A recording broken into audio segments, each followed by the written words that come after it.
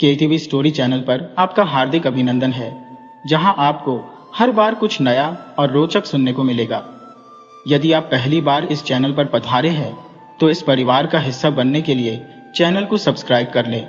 और अगर यह कहानी आपके मन को भा जाए, तो अपनी राय और प्रेम बरसाना न भूलें। रजतगढ़ के महाराजा रजनीश का स्वभाव बड़ा ही निराला था, मानो धूप छांव का खेल हो। एक पल में वे क्रोध की अग्नि में जल उठते, तो अगले ही पल गहन शांति में डूब जाते। एक रात जब वे सपनों की दुनिया में खोए थे, एक मधुर संगीत उनके कानों से टकराया और उनकी नींद टूट गई। राजमहल से थोड़ी ही दूरी पर चोखेलाल नाम का एक नौजवान था। उसका मुख्य काम मंदिर में आरती करना और घड़ियाल बजाना था, पर बाकी समय वो इधर उधर घूमता या जोर जोर से गाना गाता। जब उसे गाने का भूत सवार होता, तो वो न दिन देखता न रात, बस लंबी तान छेड़ देता। उसी रात जब उसकी आवाज ने राजा की नींद तोड़ी, तो राजा ने आवाज लगाई, अरे कोई है? राजा की आवाज सुनते ही एक सेवक बिजली की तेजी से हाजिर हुआ और बोला, महाराज की जय हो, क्या आज्ञा है महाराज? राजा ने पूछा, मंदिर के पास वाले बागीचे में कौन गा रहा है? उसे अभी पकड़कर मेरे सामने लाओ। महल के पहरेदार सैनिकों ने राजा का आदेश पाते ही चोखेलाल को मंदिर के पास वाले बागीचे से पकड़ लिया और बिना देर किए उसे राजा के सामने घसीट लाए। राजा ने पूछा, क्या अभी तुम ही मंदिर के पास गा रहे थे? यह सुनकर चोखेलाल डर के मारे थर थर कांपने लगा और बोला, गलती हो गई माई बाप, मैं कान पकड़ता हूं। अब मैं ये गलती कभी नहीं करूंगा। मैं क्या, मेरी अगली 7 पीढ़ियां भी कभी गाना नहीं गाएंगी।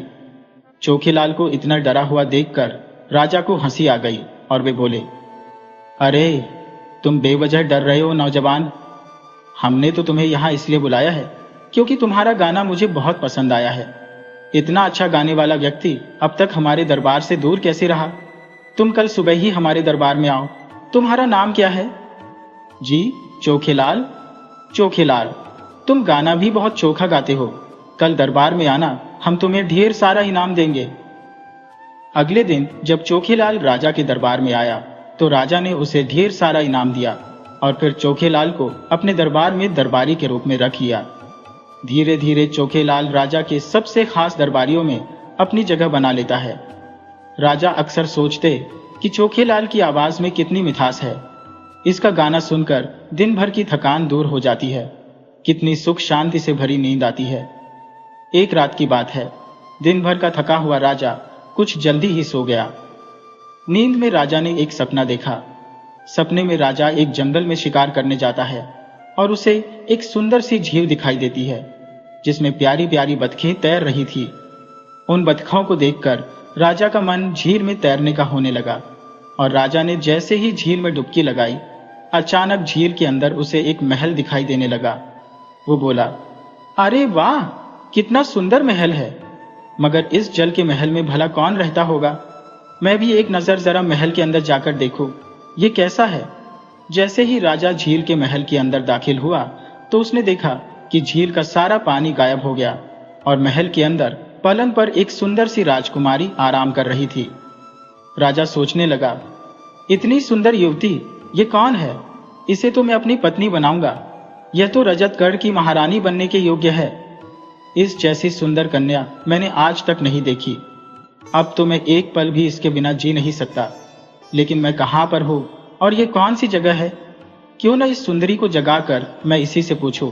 राजा अपने सपने में ही उस सुंदर राजकुमारी के पलंग की ओर बढ़ ही रहा था कि उस रोज आधी रात बीत जाने के बाद भी नींद न आने के कारण चोखेलाल ने बागीचे में टहलते हुए जोर जोर से गाना शुरू कर दिया।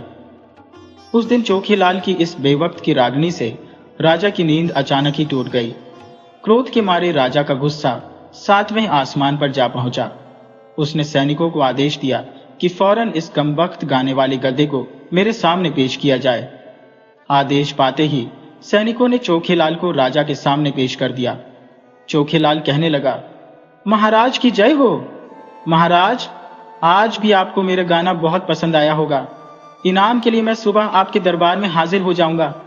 राजा बोला, खामोश बेवकूफ, नालायकम कहीं के। तेरी वजह से मैं अपनी सपनों की राजकुमारी को खो बैठा। जंगल की झील के अंदर महल में जब मैंने उस राजकुमारी को देखा, और अपनी सुध बुध खो बैठा, लेकिन तेरे इस बेवक्त और बेसुरे गाने ने मेरी नींद उड़ा दी और मैं अपनी जान से प्यारी उस राजकुमारी का पता भी नहीं पूछ सका। सैनिकों, ले जाओ इसे और जंगल में ले जाकर इसका सिर धड़ से अलग कर दो, चोखीलाल बोला। लेकिन महाराज, मुझ पर दया कीजिए। राजा को उस पर बिल्कुल भी तरस नहीं आया। सैनिक घसीटते हुए चोखीलाल को लेकर जंगल की ओर चले गए।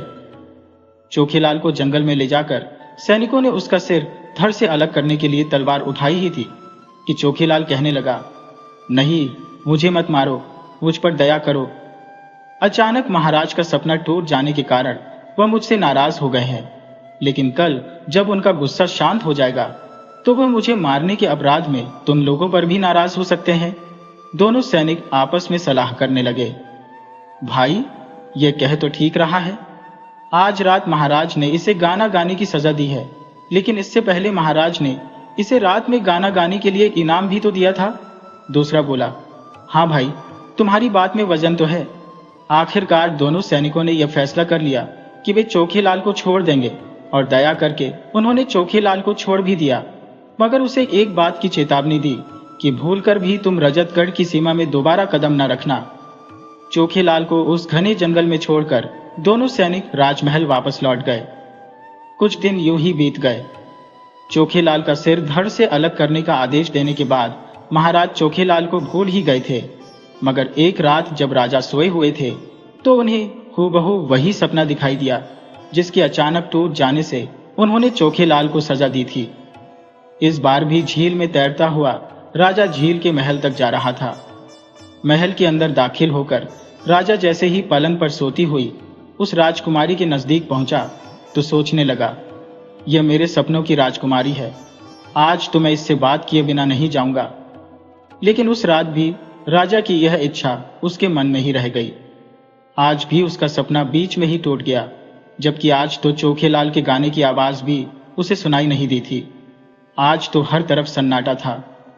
राजा सोचने लगा कि आज तो चोखीलाल के गाने की आवाज भी नहीं थी, फिर भी मेरा सपना अधूरा ही रह गया। मैं अपनी सपनों की राजकुमारी से बात नहीं कर सका। मैंने बेचारे चोखीलाल को बेवजह ही मरवा दिया।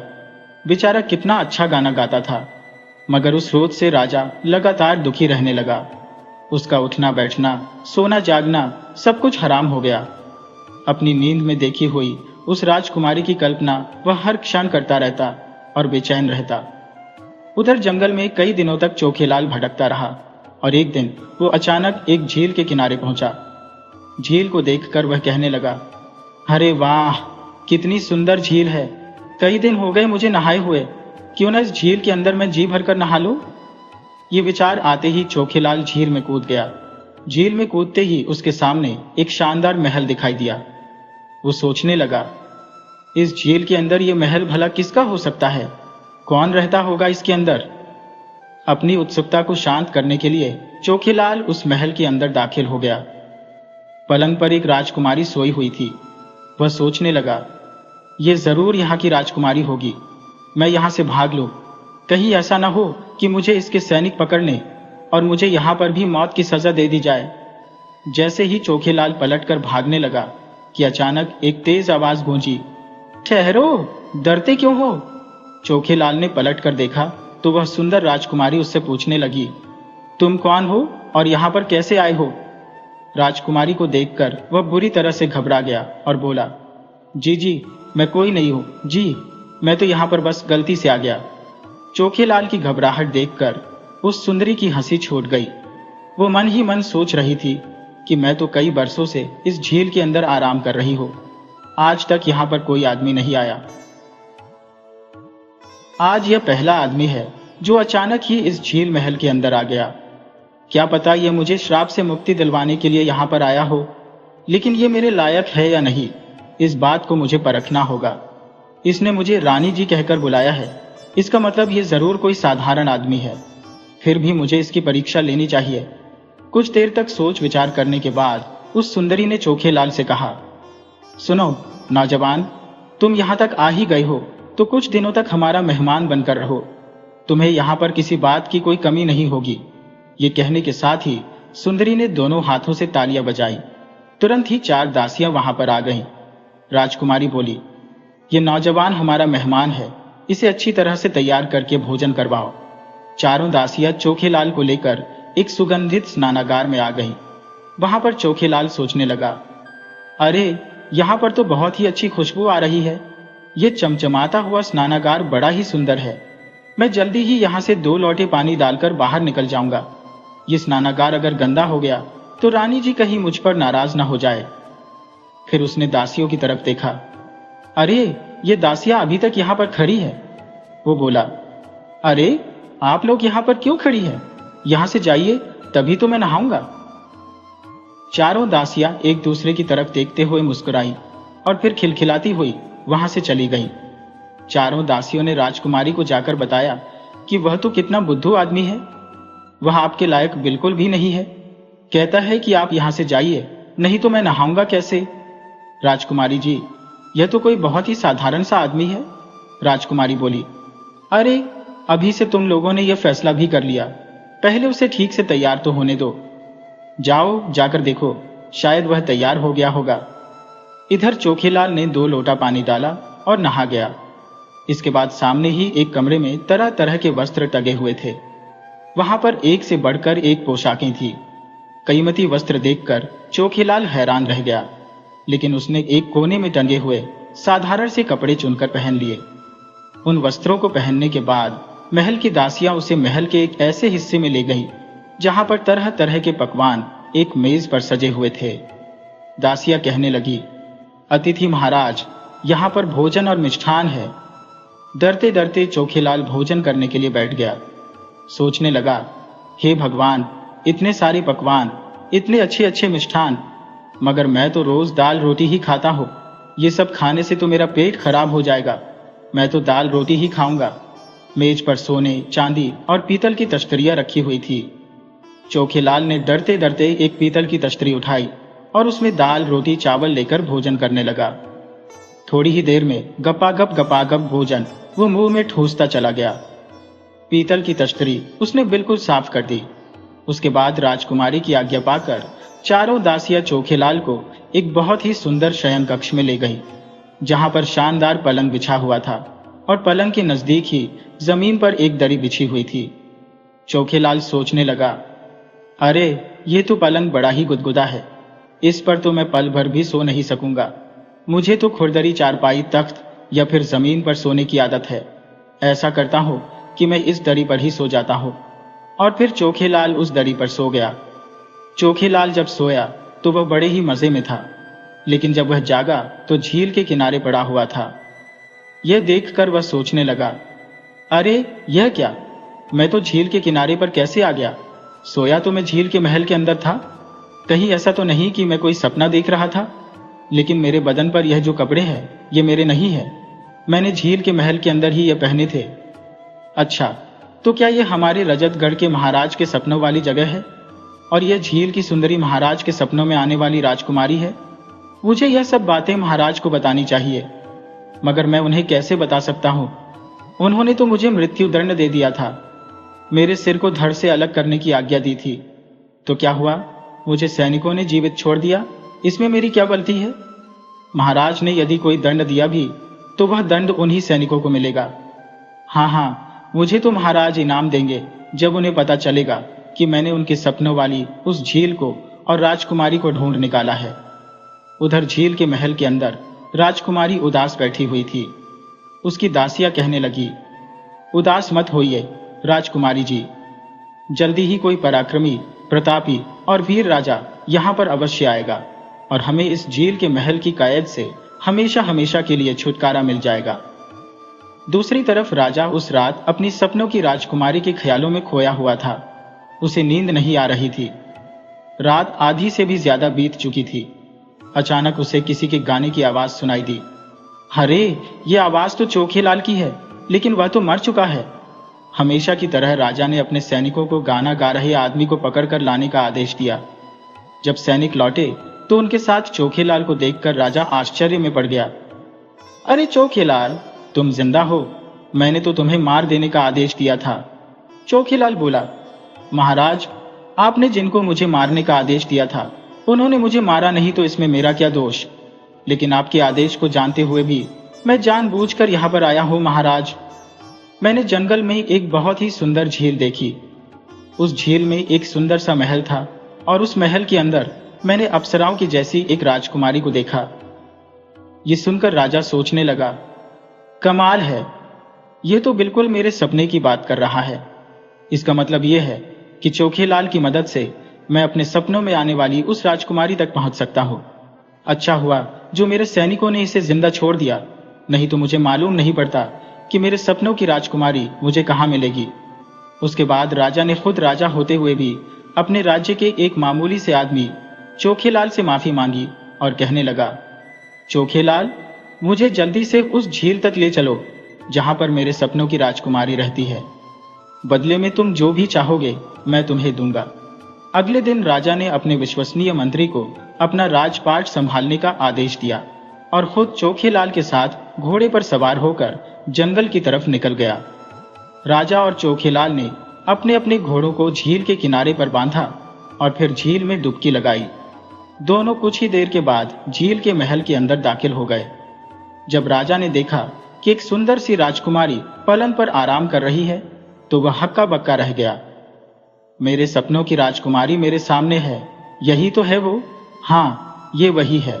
अब मैं इसे यहां से अपने साथ ले जाऊंगा। सोती हुई राजकुमारी ने जब आहट सुनी तो अचानक जाग उठी।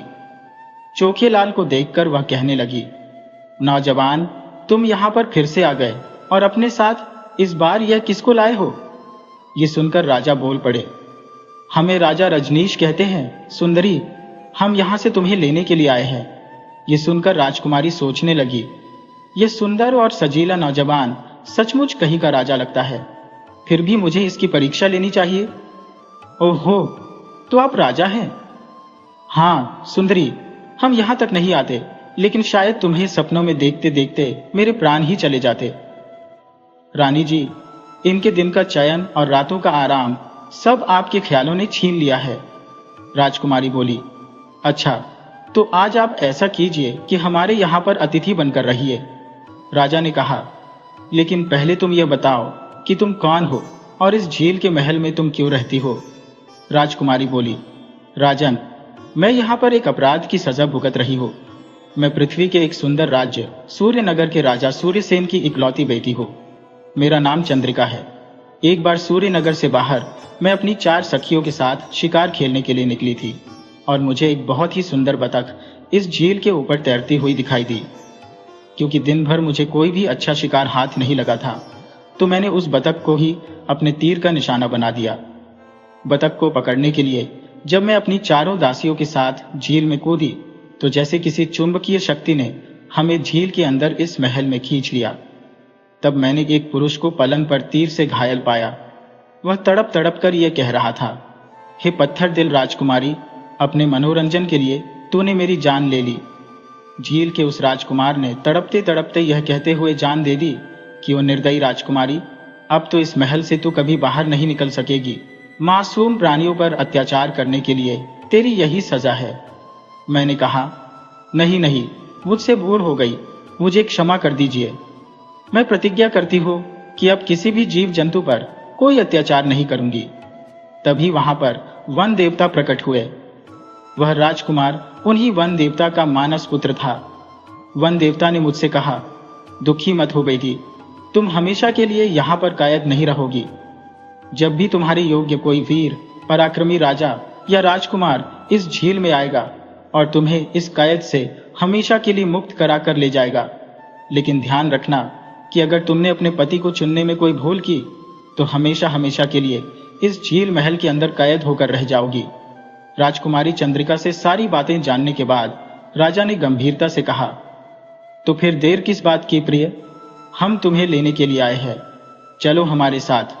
अब मैं एक पल के लिए भी तुम्हें इस झील महल के अंदर कैद होकर नहीं रहने दूंगा। राजकुमारी ने कहा, नहीं राजन, आज नहीं, आज तो आप हमारे यहाँ पर मेहमान बनकर रहिए। आप स्नान कीजिए, उसके बाद भोजन कीजिए। राजकुमारी चंद्रिका ने जैसे ही तालियां बजाई उसी समय 4 दासियां हाजिर हो गईं। राजकुमारी ने उन्हें आदेश दिया कि महाराज को स्नानागार में ले जाया जाए। चारों दासियां राजा को स्नानागार में ले गईं। वहां पर राजा कहने लगा, तुम लोग खड़ी खड़ी एक दूसरे का मुंह क्या देख रही हो? हमें स्नान कौन करवाएगा? चारों दासियों ने राजा को स्नान करवाया और फिर राजा को उस कमरे में ले जाया गया जहां पर शानदार पोशाकें रखी हुई थी। राजा ने उनमें से एक सबसे बेहतरीन पोशाक पहनी और फिर दासियां उसे भोजनालय में ले गईं। दासियों ने राजा को सोने की थाली में अलग अलग तरह के पकवान परोस दिए। आहिस्ता आहिस्ता राजा ने भोजन किया और फिर जी भरकर खाया। बाकी का उसने थाली में ही छोड़ दिया। जब उसे आराम करने के लिए शयन कक्ष में ले जाया गया तो वहां पर राजा मखमली बिस्तर पर लेट गया और कहने लगा, दासियों चलो हमारे पैर दबाओ, पंखा झोलो। दासियों ने राजा के आदेश का पालन किया। थोड़ी ही देर में राजा को गहरी नींद आ गई। जब राजकुमारी वहां पर शयन कक्ष में आई तो दासियां कहने लगी, राजकुमारी जी, निश्चित ही यह आदमी किसी राजसी खानदान का है। अब देर करना ठीक नहीं रहेगा। आप जल्दी से विवाह के लिए तैयार हो जाइए। राजकुमारी ने कहा, हाँ, अब हम सभी लोगों का इस झील से मुक्ति पाने का समय आ चुका है। अगली सुबह जब राजा नींद से जागा तो झील महल की राजकुमारी चंद्रिका और राजा के विवाह की तैयारियां पूरी हो चुकी थी। उन्होंने बड़ी ही धूमधाम से एक दूसरे के गले में जयमाला डालकर विवाह कर लिया। विवाह पूरा होने के साथ ही जैसे चमत्कार सा हो गया। झील का महल अपने आप ही पानी से ऊपर उठता चला गया। राजा रजनीश, रानी चंद्रिका और चोखीलाल और सारी दासियां जैसे ही महल से बाहर निकले, झील महल तुरंत ही आश्चर्यजनक रूप से फिर से झील में समा गया। रानी चंद्रिका को साथ लेकर राजा सूर्यनगर के राजा सूर्यसेन के पास भी गया। राजा सूर्यसेन ने जब अपनी खोई हुई पुत्री को देखा तो वह बहुत ही प्रसन्न हुआ। कुछ दिनों तक अपने ससुराल में मेहमान बनकर रहने के बाद राजा रजनीश वापस अपने राज्य लौट आया। अपने सपनों की राजकुमारी के साथ विवाह करने के बाद राजा बहुत ही खुश थे। राजकुमारी भी महाराज रजनीश को अपने पति के रूप में पाकर बहुत ही आनंदित थी। लेकिन बहुत जल्दी ही उनके इस आनंदमय जीवन में कठिनाइयां आने वाली थी, क्योंकि अभी तक रानी को महाराज में सभी अच्छी बातें दिखाई दे रही थी, लेकिन जब कोई एक जीवन साथी के रूप में रहने लगते हैं तब एक दूसरे की कमियां भी दिखाई देने लगती हैं। और ऐसा ही रानी के साथ भी हुआ। उसने कई बार देखा कि अक्सर छोटी छोटी बातों पर राजा गुस्सा हो जाया करता था, लेकिन जल्दी ही उनका गुस्सा शांत भी हो जाता था। फिर भी उनके इस स्वभाव के कारण उनके सुखमय जीवन में अशांति फैलने लगी थी। राजा कई बार अपनी रानी पर क्रोधित हो जाते और बाद में जब उन्हें अपनी गलती का एहसास होता तो वह रानी से क्षमा भी मांग लेते थे। एक दिन रानी ने महाराज से कहा, महाराज, आप जैसे पराक्रमी राजा को अपने पति के रूप में पाकर मैं बहुत ही खुश हूं, लेकिन आपका यह क्रोधी स्वभाव हमारे लिए और हमारे भविष्य में आने वाली संतान के लिए उचित नहीं होगा। राजा ने कहा, रानी, मैं तुम्हारी इस बात से पूरी तरह सहमत हूं। मैं भी इस बात को मानता हूं कि मैं कई बार छोटी छोटी बातों पर क्रोध में आ जाता हूं और फिर जब मुझे अपनी गलती का एहसास होता है तो मुझे पछतावा भी होता है, लेकिन मैं क्या करूं, चाहकर भी मैं अपने स्वभाव को बदल नहीं पा रहा हूं। तब रानी ने सुझाव दिया, महाराज, मेरी मानिए तो आप हमारे कुलगुरु कृपाशंकर जी से मिलिए, जो कि विराट वन में कुटिया बनाकर रहते हैं। वे अवश्य ही आपको कोई न कोई रास्ता बताएंगे। राजा को अपनी पत्नी का यह विचार उचित लगा और वह उसी दिन अपने कुलगुरु से मिलने के लिए विराट वन में जा पहुंचा। उन्होंने गुरुदेव को प्रणाम किया और कहा, गुरुदेव, मैं आपके पास एक समस्या का समाधान जानने के लिए आया हूं। मैं अपने इस चंचल स्वभाव को नियंत्रण में करना चाहता हूं, जिसके कारण मुझे बहुत ही जल्दी क्रोध आ जाता है। गुरुदेव ने कहा, राजन, क्रोध आना एक राजा के लिए स्वाभाविक लक्षण है, लेकिन इसकी अधिकता के कारण नुकसान ही उठाना पड़ता है। और मुझे खुशी है कि तुम्हें अपनी गलती का एहसास है, लेकिन ऐसा नहीं है कि तुम इस स्वभाव पर अंकुश नहीं लगा सकते। इसके लिए तुम्हें कुछ दिन यहाँ पर वन में मेरे साथ रहना होगा। मैं तुम्हें योग साधना करना सिखाऊंगा, जिससे तुम्हारा मन पवित्र और बुद्धि शुद्ध हो जाएगी। तुम्हारा यह क्रोधी स्वभाव हमेशा के लिए खत्म हो जाएगा। राजा ने कहा, ठीक है गुरुदेव, मैं आज से ही आपके आश्रम में रहूंगा। इसके बाद राजा गुरुदेव के आश्रम में रहने लगे। सुबह उठकर नहा धोकर सबसे पहले गुरुदेव उन्हें योग साधना की शिक्षा देते। इसके बाद वह आश्रम के कामों में लग जाते। राजा आश्रम के सभी काम जैसे सफाई करना, पानी भरना, फल फूल लेकर आना, ये सभी काम करते। खाने के लिए उन्हें वन में भोजन के रूप में केवल कंदमूल ही मिलते थे। जैसे जैसे समय बीतता गया, राजा का मन अब योग साधना के प्रभाव से शांत होता चला जा रहा था। 3 महीने तक राजा अपने गुरुदेव के आश्रम में रहे। अब वह एक बिल्कुल ही बदले हुए इंसान थे। इन 3 महीनों में आश्रम में रहकर उन्हें एक बार भी क्रोध नहीं आया। और फिर एक दिन गुरुदेव ने कहा, राजन, अब तुम्हें राजमहल में जाकर अपनी प्रजा की सेवा करनी चाहिए, क्योंकि मैंने तुम्हें योग साधना की जो शिक्षा दी है, उसके प्रभाव से अब तुम बिल्कुल बदले हुए इंसान हो। राजा ने कहा, जी गुरुदेव, आपकी बात बिल्कुल सत्य है। मैं भी अपने अंदर एक नए बदलाव को महसूस कर रहा हूं। मेरा मन अब पहले से ज्यादा शांत और स्थिर है। तो ठीक है राजन, अब आप अपने राजमहल की तरफ प्रस्थान कीजिए और अपनी प्रजा की सेवा कीजिए। साथ ही साथ मेरी सिखाई गई योग साधना का भी अभ्यास करते रहिए, तो आप अवश्य ही एक बहुत ही संयमी और भय से मुक्त जीवन जी पाएंगे। गुरुदेव से आज्ञा लेकर राजा वापस अपने महल में लौट आए। रानी महाराज के वापस आने पर बहुत ही खुश थी। जैसे जैसे दिन बीते, रानी को भी इस बात का एहसास हुआ कि महाराज अब बिल्कुल बदल चुके हैं। वह पहले की तरह चंचल और क्रोधी स्वभाव के नहीं रहे। वह मन ही मन अपने कुलगुरु का आभार प्रकट कर रही थी। अब महाराज अपने दरबार का संचालन पहले से भी ज्यादा बेहतर रूप से कर रहे थे। उनके दरबारी भी राजा में आए हुए इस परिवर्तन को देखकर बहुत ही खुश थे। महल में वापस आकर राजा ने योग साधना का अभ्यास करना कभी नहीं छोड़ा। वह हर रोज पूरे नियम के साथ अपनी साधना करते और अपने राज्यपाट के कामों को पूरा करते। एक दिन राजा के मन में यह विचार आया कि उन्हें अपनी प्रजा के सुख दुख के बारे में जानने के लिए भेष बदलकर अपने राज्य का भ्रमण करना चाहिए। ये सोचकर एक दिन राजा ने एक साधारण व्यापारी का भेष बनाया और अपने नगर की गलियों में घूमने लगे। गर्मी का मौसम था, जिसके कारण घूमते घूमते राजा को प्यास लगने लगी। उन्होंने वहां पर एक किसान की झोपड़ी देखी। राजा झोपड़ी के अंदर गए और उन्होंने किसान से पानी मांगा। किसान, जिसका नाम शालिग्राम था, उसने राजा को पानी पिलाया और कुछ देर बैठकर वहीं पर आराम करने के लिए कहा। क्योंकि राजा ने अपना भेष बदला हुआ था, तो वह किसान राजा को पहचान नहीं पाया। अपने घर में आए हुए अतिथि को भोजन करवाने के लिए उस किसान ने राजा के सामने सूखी रोटियां और कुछ फल रख दिए। किसान ने राजा से कहा कि आपके सामने जितने भी फल हैं उन्हें खा लीजिए, लेकिन कोने में जो तरबूज रखा है उसे हाथ भी मत लगाइएगा, क्योंकि मैंने उसे अपने न्यायप्रिय राजा के लिए बड़े ही जतन से सुरक्षित रखा है। किसान के मुंह से अपने लिए ऐसी प्रशंसा सुनकर राजा बहुत ही खुश हुआ कि उसकी प्रजा का एक गरीब किसान भी उससे कितना प्यार करता है। राजा ने उस किसान से कहा, तुम मुझे वह तरबूज खा लेने दो, उसके बदले में तुम जो भी मांगोगे वह मैं तुम्हें दे दूंगा। किसान ने कहा, नहीं, ऐसा नहीं हो सकता। उसे तो मैंने अपने खेत में बड़े ही जतन से उगाया है और मेरी यह दिली इच्छा है कि मैं उस तरबूज को अपने राज्य के दयालु राजा को भेंट करूं।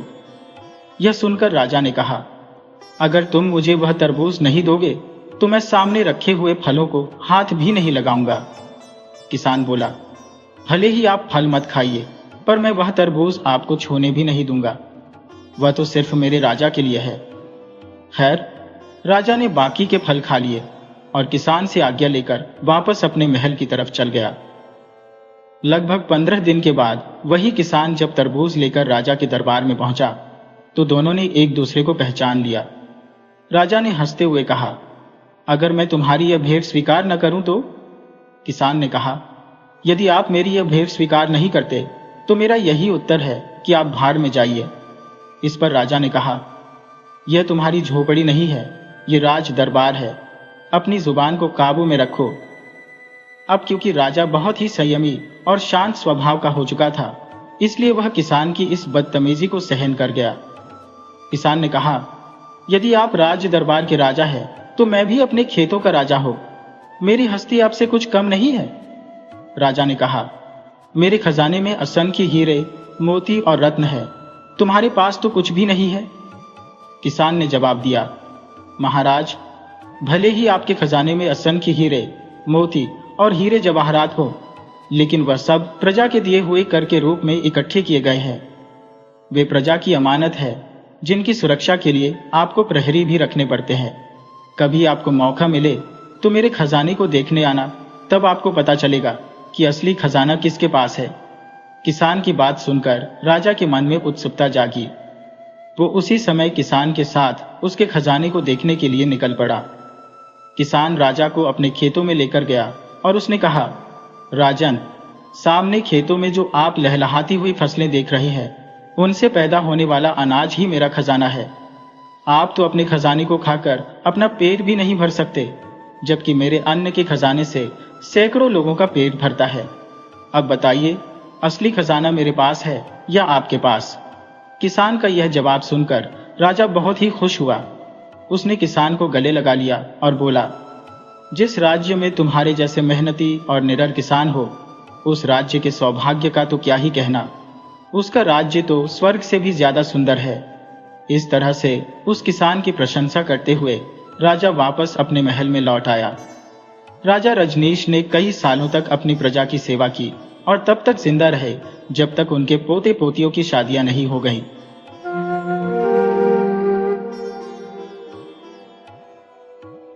एक जमाने की बात है। एक शहर में एक बूढ़ा आदमी रहता था, जिसके पास अनाज पीसने की एक चक्की थी। यह बूढ़ा आदमी अपनी जिंदगी के कई मौसम देख चुका था, जैसे कोई पुराना पेड़। उसने अपनी पूरी उम्र ईमानदारी से रोजी रोटी कमाई थी। आसपास के कई गांवों में वो इकलौता चक्की वाला था।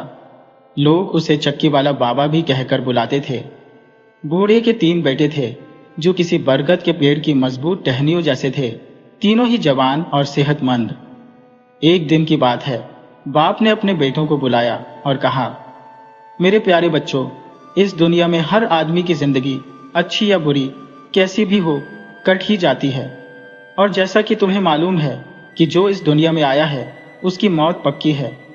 अब मेरी उम्र का सूरज भी ढलने वाला है, जैसे शाम का वक्त। आज नहीं तो कल मैं भी अपने कर्मों की गठरी लेकर इस दुनिया से चला जाऊंगा। अगर सच पूछो तो मुझे इस दुनिया को छोड़ने का कोई दुख नहीं है, लेकिन मेरी बेचैनी का कारण सिर्फ एक है, और वो है हमारी चक्की। मुझे नहीं मालूम कि मेरे बाद इस चक्की का क्या होगा और इस चक्की पर क्या गुजरेगी। अपने बाप के मुंह से ऐसी बातें सुनकर तीनों बेटे एक साथ कहने लगे, बापू, आप बिल्कुल निश्चिंत रहिए। हम पूरी कोशिश करेंगे कि इस चक्की के पहिए को घुमाते रहे, ताकि घर का कारोबार भी चलता रहे और चक्की के न होने से लोगों को कोई तकलीफ भी ना हो। बूढ़े ने प्यार भरी नजरों से अपने बेटों को देखा और कहने लगा, मेरे बच्चों, ईश्वर से कोई बात छुपी नहीं है। जैसी खुली किताब, किसी भी बात को कह देना और उसको पूरा करना, दोनों में बहुत फर्क होता है। क्या मैं इस बात की उम्मीद रखूं कि तुम सचमुच मेरी कही हुई बातों को अमल में लाओगे? अगर तुम तीनों भाई मिलकर इस चक्की के पहिए को घुमाते रहोगे तो विश्वास करो कि इसी में तुम सबकी भलाई है, जैसे एक दूसरे का सहारा। या फिर तुम अपने में से किसी एक भाई को ठीक समझो तो ये चक्की उसके हवाले कर दो, वरना याद रखो कि अगर इस चक्की ने काम करना बंद कर दिया तो तुम भी भूखे मरोगे और दूसरे लोग भी तुम्हें कोसेंगे। जब बूढ़ी ने अपनी बात खत्म की तो तीनों बेटों में से हर एक ने यही कहा, बापू, मैं ज्यादा समझदार हूं, इसीलिए इस चक्की का सारा काम मैं संभाल लूंगा। बूढ़े बाप ने अपने बेटों को चुप रहने का इशारा किया और बोला, कहने को तो तुम तीनों इस चक्की की देखभाल करने को तैयार हो, पर मैं चाहता हूं कि तुम तीनों का इम्तिहान लो, ताकि मैं ये जान सकूं कि तुम में से कौन इस चक्की को संभालने के काबिल है। मैं तुम तीनों को यही आशीर्वाद देता हूं कि तुम तीनों इस परीक्षा में खरे उतरो। बेटों ने जब परीक्षा की बात सुनी तो जोश में आकर कहने लगे, बापू, हम हर तरह के इम्तिहान के लिए तैयार हैं। बूढ़ा पिता अपनी जगह से उठा और दूसरे कमरे में गया। वहां से वो 3 गठरियां उठाकर लाया जिसमें अखरोट भरे हुए थे, और अपने बेटों को देखकर कहने लगा, इन गठरियों में अखरोट है, तुम लोग आगे बढ़ो और एक एक गठरी उठा लो। इसके बाद ही मैं तुम्हें अगले कदम के बारे में बताऊंगा। तीनों बेटे आगे बढ़े और उन्होंने एक एक गठरी उठा ली। ये गठरियां ज्यादा वजनदार नहीं थी। इसके बाद उनके पिता ने कहा कि शहर जाने के लिए अपने अपने घोड़े तैयार कर लो, रास्ते के लिए कुछ खाना पानी और खर्च के लिए कुछ पैसे भी ले लो। तीनों बेटों ने बड़ी खुशी से अपने पिता के आदेश का पालन किया और सफर की तैयारी करने लगे। खाने का सामान, पीने के लिए पानी और कुछ धन लेकर वे घोड़ों पर सवार हो गए। जब वे लोग अपने सफर पर निकलने लगे तो उनका बूढ़ा पिता कहने लगा, मेरे बेटों, तुम्हारी परीक्षा अब शुरू होती है। मुझे ईश्वर पर भरोसा है कि तुम सही सलामत शहर पहुंच जाओगे और समय पर वापस भी लौट आओगे। शहर में मेरे 3 पुराने दोस्त हैं। उन तीनों का शहर में अपना अपना कारोबार है। इसीलिए तुम में से हर एक मेरे एक एक दोस्त के घर जाना और उन्हें अपना परिचय देना। साथ ही उनके पास बैठकर दुनिया में ईमानदारी से व्यापार करने के तरीके सीखना। लेकिन याद रखना, इस सफर में 3 दिन से ज्यादा नहीं लगने चाहिए। वैसे इस बात की पूरी संभावना है कि अगर तुमने देर कर दी तो अपने पिता की जगह खाली पाओगे। इस बात पर बड़े बेटे ने पूछा, बापू, फिर हमारी इस परीक्षा का परिणाम कैसे निकलेगा? बाप ने बड़े बेटे के कंधे पर हाथ रखा और कहा, बेटा, यूं तो हमारी पूरी जिंदगी ही एक परीक्षा है, जैसे हर कदम पर एक चुनौती। और ये स्वर तो बहुत ही छोटी सी परीक्षा है, पर इन 3 दिनों में ये मालूम हो जाएगा कि ईश्वर ने किस आदमी को किस मकसद के लिए पैदा किया है। अब जल्दी करो और अपने भाइयों के साथ निकल जाओ, क्योंकि तुम्हारे पास काम ज्यादा है और वक्त कम है। बेटों ने जब अपने बाप की ये बातें सुनी तो अपने अपने घोड़ों पर सवार हो गए और फिर अपने सफर पर निकल पड़े। वे तीनों नगर की तरफ जा रहे थे, लेकिन उन तीनों के दिमाग में तरह तरह के ख्याल आ रहे थे, जैसे कोई मेला लगा हो। हर भाई यही सोच रहा था कि वो ही इस परीक्षा में खरा उतरेगा और जब सफर पूरा करने के बाद वो अपने पिता के पास पहुंचेगा तो इस चक्की का मालिक बन जाएगा। वे इन्हीं विचारों में खोए हुए थे कि अचानक जब उन्होंने मुड़कर देखा तो मालूम हुआ कि वो अपने गांव से काफी दूर आ चुके थे। अब तो चक्की भी उनकी नजर से ओझल हो चुकी थी। अब जो चीज उनके सामने थी वो था शहर का लंबा सफर, जिसके लिए उन्हें सिर्फ चलते रहना था। काफी देर तक सफर करने के बाद वे चलते चलते थक गए, जैसे टूट गए हो। तभी उन्हें दूर से एक घना और छायादार पेड़ दिखाई दिया। इसीलिए मंझले भाई ने दूसरे भाइयों की तरफ देखते हुए कहा, अब आराम का वक्त है, मेरे ख्याल से हमें कुछ खा पी लेना चाहिए। अगर हम इसी तरह से चलते रहे तो हमारे शरीर की सारी ताकत खत्म हो जाएगी। दूसरे भाइयों ने भी उसकी इस बात पर अपनी सहमति जताई। वे तीनों अपने अपने घोड़ों से उतरे। उन्होंने खाने का सामान उतारा। इतने में बड़ा भाई चिल्लाया और कहने लगा, अरे अरे, अब क्या होगा? तुमने देखा कि क्या हुआ? उसके दोनों भाई आगे बढ़े और पूछने लगे, क्या माजरा है? आखिर ऐसी कौन सी मुसीबत आ गई?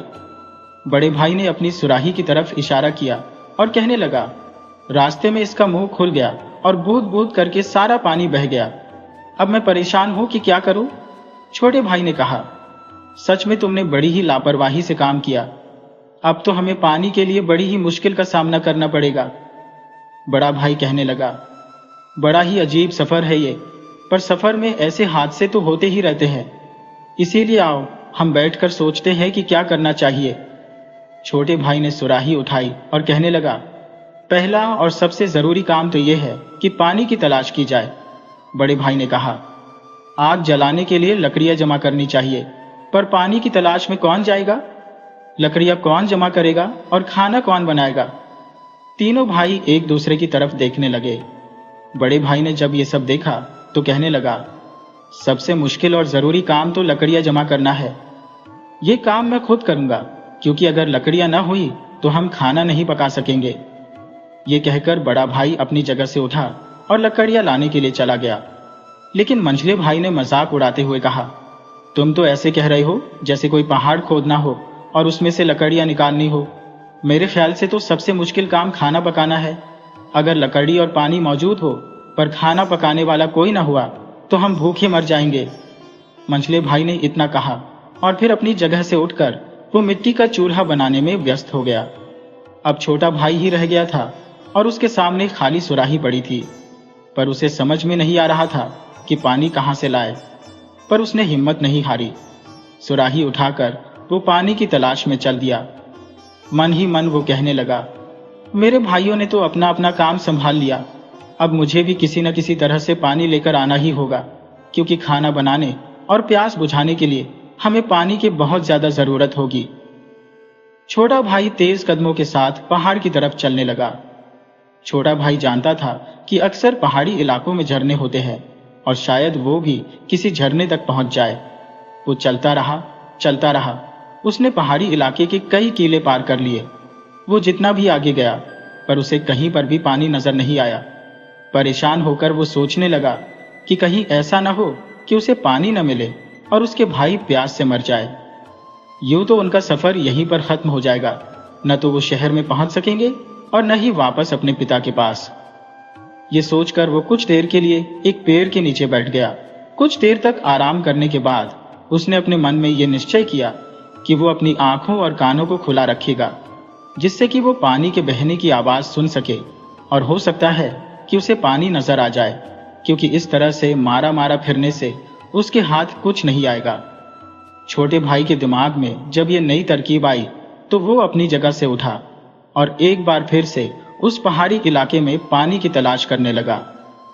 वो इसी तरह से घूम रहा था कि उसे दूर से पानी की बूंदें टपकने की आवाज आई। फिर उसने अपने कान खड़े किए और आवाज की दिशा में चल दिया। अभी वो ज्यादा दूर नहीं गया था कि वो पानी के झरने के पास पहुंच गया, पर झरने में पानी बहुत ही कम था। छोटा भाई बड़ी ही सावधानी से आगे बढ़ा। उसने बड़ी ही मुश्किल से सुराही में पानी भरा और फिर वापस चल दिया। अब भी वो कुछ कदम ही चला था कि एक पत्थर से ठोकर खाकर वो गिर पड़ा, जिसके कारण उसके हाथ और बाजू में काफी चोटें भी आ गईं। वो बड़ी ही मुश्किल से संभला और सबसे पहले उसकी नजर सुराही पर पड़ी, जो अभी तक सही सलामत थी। ये देखकर वो बहुत ही खुश हुआ। उसने अपने जख्मों की परवाह नहीं की और वापस चल दिया ताकि जल्द से जल्द अपने भाइयों के पास पहुंच जाए। जब छोटा भाई वापस पहुंचा तो ये देखकर हैरान रह गया कि दोनों बड़े भाई सोए हुए थे। ऐसा मालूम पड़ता था कि वो दोनों बहुत ही गहरी नींद में थे। मंझले भाई की नींद कुछ ज्यादा ही गहरी थी। उसकी अखरोट की थैली भी खुली हुई थी। अखरोट के कुछ छिलके भी इधर उधर बिखरे हुए थे। शायद उसने कुछ अखरोट उसमें से खा लिए थे। छोटे भाई ने उन्हें जगाया। जैसे ही वो दोनों नींद से जागे, सुराही को देखते ही उस पर टूट पड़े और गटागट पानी पीने लगे। जी भर के पानी पीने के बाद उन्होंने अपने भाई की तरफ देखा और नाराज होते हुए कहने लगे कि तुम्हें मालूम भी है कि तुम कहाँ रह गए थे? जब हम प्यास और थकावट के कारण बदहवास हो गए तो हम सो गए। हमें तो लगता है कि तुमने सुराही में पानी भर लिया होगा और उसके बाद तुम पहाड़ों में सैर सपाटा करने लगे होंगे। बड़े भाई ने कहा, इससे अच्छा तो ये होता कि मैं पानी लेने के लिए खुद जाता तो बहुत ही साफ सुथरा ठंडा पानी लेकर आता और इतनी देर भी न लगती। अब तो हमारा काफी समय यहीं पर खराब हो गया है। दोनों बड़े भाइयों के जी में जो भी आया वो छोटे भाई को कहते रहे। छोटा भाई चुपचाप उनकी सारी बातें सुनता रहा जैसे कोई साधु। इसके बाद उन्होंने खाना पकाया और फिर अपना अपना सामान समेटा। वे लोग दोबारा से अपने सफर पर चल दिए। तीनों भाई थके मांदे, भूखे प्यासे आखिर में शहर में जा पहुंचे। तीनों ने जैसे ही शहर में कदम रखा तो छोटा भाई कहने लगा, मैं तो सबसे पहले अपने पिता के दोस्त के पास जाऊंगा और उन्हें पिता का संदेश दूंगा। मंझला भाई कहने लगा कि अभी किसी जगह जाने की कोई जरूरत नहीं है। हम कल और परसों इसी शहर में हैं। अभी तो थकावट से हमारा बदन चूर है, इसीलिए मैं तो आज पूरा दिन आराम करूंगा। बड़ा भाई कहने लगा, अगर मैं थका हुआ ना होता तो जरूर ही अपने पिता के उस दोस्त के पास जाता, पर इस वक्त मुझे आराम करना है और उसके बाद बाजार जाकर कुछ खरीदूंगा। आखिर कई सालों से मेरी एक ख्वाहिश थी कि एक जोड़ा जूते खरीदूंगा। मैं अगर कल अपने पिता के दोस्त के पास नहीं जा सका तो परसों उनके पास जरूर जाऊंगा। अब तो सिर्फ छोटा भाई ही था जो सबसे पहले जाए और अपने पिता के दोस्त को उसका संदेश दे। साथ ही साथ उसे ईमानदारी से व्यापार करने के तरीके भी सीखे। और फिर हुआ भी यही। छोटा भाई उसी समय अपने पिता के दोस्त के यहाँ पर गया। उसने अपने पिता का संदेश उन्हें दिया और फिर अपना काम निपटाकर वो सराय में अपने भाइयों के पास आ गया। उस रात वो तीनों एक सराय में रुके। दूसरे दिन मंझला भाई अपने पिता के बताए हुए दोस्त के पते पर गया। वहां पर पहुंचकर उसने दरवाजा खटखटाया तो एक औरत ने दरवाजा खोला। मंझले भाई के पूछने पर पता चला कि वो पिता के दोस्त की पत्नी थी और उसने बताया कि उसके पति की तबीयत ठीक नहीं थी और वो वैद्य के पास दवा लेने के लिए गए हैं। हो सकता है वो थोड़ी ही देर में वापस लौट आए, तो तुम्हारी मुलाकात उनसे हो जाएगी। अगर तुम चाहो तो कुछ देर के लिए उनका इंतजार कर सकते हो। मंझला भाई, जो कुछ ज्यादा ही जल्दी में नजर आ रहा था, कहने लगा, इस शहर में मुझे और भी कई काम है। आज नहीं तो कल मैं उनसे आकर जरूर मिलूंगा। इसीलिए मैं जाता हूँ और कल दोपहर के वक्त दोबारा आ जाऊंगा। ये कहकर वो अपने भाइयों के पास सराय में आ गया। दूसरी तरफ बड़ा भाई जूते खरीदने के लिए गया हुआ था। जब वो जूते खरीदने के लिए बाजार पहुंचा तो जूतों के भाव पूछने लगा। उसे लगा कि जूते खरीदने के लिए उसके पास रकम कुछ कम है, इसीलिए वो अपने भाइयों को तलाश करने लगा और फिर पैसों की कमी की बात उनसे कही। पर उसके भाई भी उसी की तरह खाली हाथ थे, इसीलिए वो भी उसकी कुछ सहायता न कर पाए। बड़ा भाई जब अपने दोनों भाइयों से नाउम्मीद हो गया तो सोचने लगा कि अब तो मुझे अखरोट की थैली बेचनी ही पड़ेगी, जिससे कुछ पैसे मेरे हाथ में आ जाएंगे और मैं जूते खरीद सकूंगा। उसने अपनी अखरोट की थैली उठाई और दोबारा बाजार में जा पहुंचा। वहां पर अखरोट को बेचकर उसने अपने लिए बहुत ही अच्छे जूते खरीद लिए। उधर दोपहर के वक्त मंझला भाई एक बार फिर से अपने पिता के दोस्त के घर पहुंचा। काफी देर तक दरवाजा खटखटाने पर भी उसे कोई जवाब न मिला, इसीलिए वो समझ गया कि घर का मालिक किसी काम से घर से बाहर गया हुआ है और इस तरह वो एक बार फिर से सराय में वापस आ गया। अब उन्हें वापस भी जाना था, क्योंकि पिता ने उनसे कहा था कि जैसे भी हो 9 दिन के अंदर ये सफर पूरा कर लेना। आज उनकी इस शहर में आखिरी रात थी, इसीलिए सराय में बैठे हुए वो एक दूसरे से बातें कर रहे थे। उन्होंने जो कुछ भी शहर में देखा और सुना वो एक दूसरे को बताने लगे। इतने में छोटे भाई ने कहा, अब हमारे लिए कौन सा काम बाकी है? मंझले भाई ने कहा, मेरे जिम्मे जो भी काम थे मैंने पूरे कर लिए, पर मैं अपने पिता का संदेश उनके दोस्त तक नहीं पहुंचा सका, क्योंकि उनका दोस्त सफर पर बाहर गया हुआ था। अब मेरा कोई भी काम बाकी नहीं है। बड़े भाई ने कहा, अगर मुझसे पूछो तो मेरा भी कोई काम बाकी नहीं है। मैं तो यहाँ सिर्फ जूते खरीदने के लिए आया था, जो मैंने खरीद लिए, और वो अखरोट की थैली भी मैंने बेच दी है। पिता का संदेश उनके दोस्त तक पहुंचाना है और वो काम मैं कल सुबह पूरा कर दूंगा। छोटे भाई ने कहा, मुझे लगता है कि हमें कल सुबह वापस रवाना हो जाना चाहिए। तुम लोगों को याद होगा कि पिता ने कहा था कि अगर तुम लोग देर से आए तो शायद मुझे न देख सकोगे। बड़ा भाई तो ऐसी बातें सुनने का आदी था जैसे कोई पत्थर, इसीलिए लापरवाही से कहने लगा, अच्छा हुआ जो तुमने याद दिला दिया। अगर बापू मुझसे पूछेगा तो मैं कह दूंगा कि मैं उनके दोस्त के पास गया था, पर वो मुझे घर पर नहीं मिला। अगले दिन तीनों भाई जब उठे तो अपना अपना सामान बांधकर घर की तरफ रवाना हो गए। रास्ते में बड़ा भाई कुछ ज्यादा ही खुश था। वो बार बार एक ही बात कहता कि मुझे तो पक्का विश्वास है कि बापू मेरी अक्ल की दाद देगा, क्योंकि मेरे मुकाबले में तुम दोनों ने जो काम किए हैं वो बिल्कुल बेनतीजा है। क्योंकि हमारे छोटे भाई ने तो अखरोट को छुआ तक नहीं। हाँ, मंझले भाई ने अपनी थैली में से कुछ अखरोट खा जरूर लिए है, पर मैंने तो उन अखरोट की थैली को बेचकर उनका पूरा फायदा उठाया है और नए जूते खरीदे हैं। हालांकि अक्लमंदी यही थी कि तुम लोग भी ऐसा ही करते और सफल होकर घर वापस लौटते। मंझले भाई ने जब यह सुना तो हैरानी से मुंह में उंगलियां दबाते हुए कहने लगा, बड़े ही अफसोस की बात है कि मेरे दिल में ये ख्याल क्यों नहीं आया और मैंने भी ऐसा क्यों नहीं किया। यकीनन बापू तुम्हारी इस अक्लमंदी के कारण तुम्हें चक्की का मालिक बना देगा और हम दोनों को तो शर्मिंदगी ही उठानी पड़ेगी। तीनों भाई बातें करते करते आखिर में अपने गांव और फिर अपने घर में पहुंच गए। जब वे तीनों अपने पिता के सामने हाजिर हुए तो पिता ने कहा, मेरे बेटो, अभी तुम जाकर नहा धो लो और कुछ देर आराम कर लो, उसके बाद तुम मेरे पास आ जाना। तीनों भाइयों ने आराम से नहाया धोया और फिर खाना खाया। उसके बाद वो अपने पिता के पास आए ताकि अपने सफर की सारी बातें उन्हें बता सकें। बूढ़े बाप ने अपने बेटों की तरफ देखा और कहने लगा, अब बारी बारी से मुझे सब कुछ बताओ जो इस सफर के दौरान तुमने किया। हर एक बेटे ने शुरू से लेकर आखिर तक अपनी अपनी सारी कहानी पिता को बता दी। बूढ़े बाप ने हर बेटे की बातें बड़े ही ध्यान से सुनी और फिर कुछ देर सोचने के बाद वो छोटे बेटे की तरफ इशारा करते हुए कहने लगा, मेरे बाद तुम्हारा छोटा भाई इस काबिल है कि वो चक्की के पहिए को घुमाता रहे। मंझले भाई ने पिता के इस फैसले पर ऐतराज किया कि बापू, आप भला छोटे भाई को इस चक्की का मालिक कैसे बना सकते हैं? बूढ़े पिता ने एक गहरी सांस ली और कहने लगा, मेरे फैसले की पहली वजह यह है कि जब तुम रास्ते में भूख और प्यास से निहाल थे तो सबसे मुश्किल काम था पानी ढूंढना, न कि लकड़ी ढूंढना और चूल्हा बनाना। उस मुश्किल काम को तुम्हारे छोटे भाई ने पूरा किया। पानी की तलाश करते हुए जख्मी होने के बावजूद भी वो सुराही भरकर लाया। दूसरी वजह यह है कि मैंने जो अखरोट की थैली तुम्हें अमानत के रूप में दी थी, उसने वो थैली अच्छी तरह से संभाल कर रखी। मैंने ये तो बिल्कुल नहीं कहा था कि उन अखरोट को खा लेना या उन्हें बेच देना।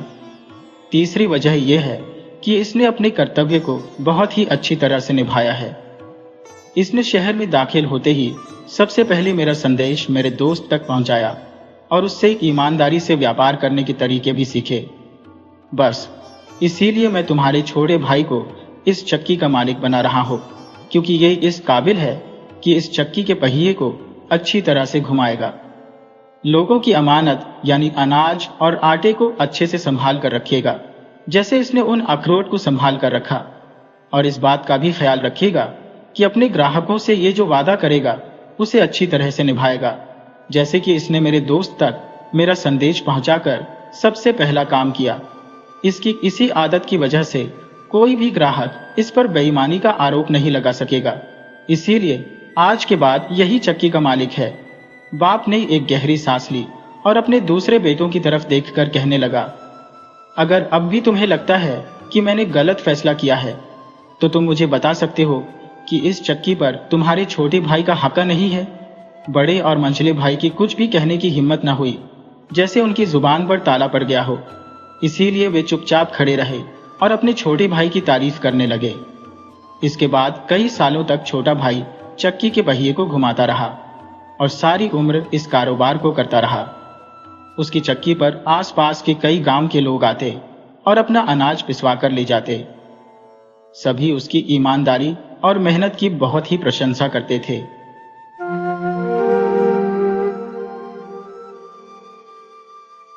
एक पुराने शहर चंदन नगर की बात है।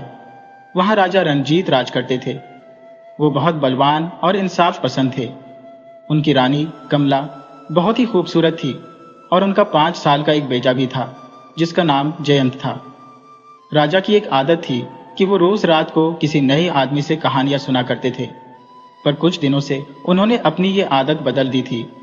अब उनका ज्यादातर वक्त शिकार करने में ही बीतता था और वो रात को भी शिकार पर निकल जाते थे।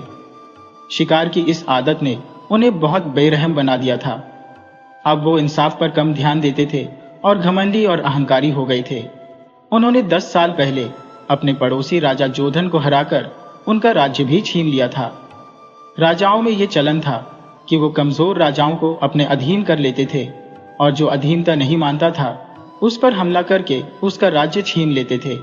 उसकी पत्नी को छीन लेते थे या उनकी राजकुमारी को जबरदस्ती ले आते थे या फिर पूरे परिवार को ही मार देते थे। पर राजा रणजीत को न तो राजा जोधन मिले न उनकी रानी, और राजकुमारी की तो पहले ही शादी हो चुकी थी, इसलिए उन्हें सिर्फ जोधन का राज्य ही मिल पाया।